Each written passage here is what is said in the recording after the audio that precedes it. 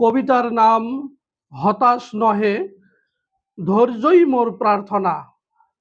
কবি মোহাম্মদ আব্দুর রশিদ সরকার। হে প্রভু, তুমি তোমার নেককার বান্দাকে খুঁজিয়া লইবার জন্য তুমি বলিয়াছ তোমার কিতাবে, আমি আমার নেককার বান্দাকে খুঁজিয়া লইবার জন্য আমি অবশ্যই তাদেরকে পরীক্ষা করিব।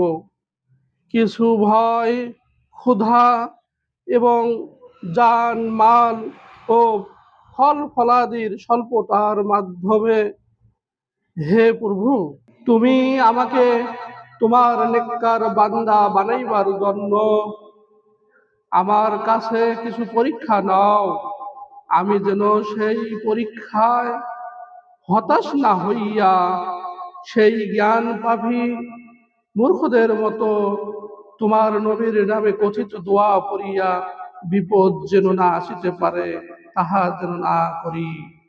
হে প্রভু, আমি যেন সেই সময় তোমার কাছে ধৈর্য চাহিয়া যেন প্রার্থনা করিতে পারি, আর যেন আমি সেই সময় বলিতে পারি, ইন্না লিল্লাহি ওয়া ইন্না ইলাইহি রাজিউন। Thank you very much for being on this platform for so long.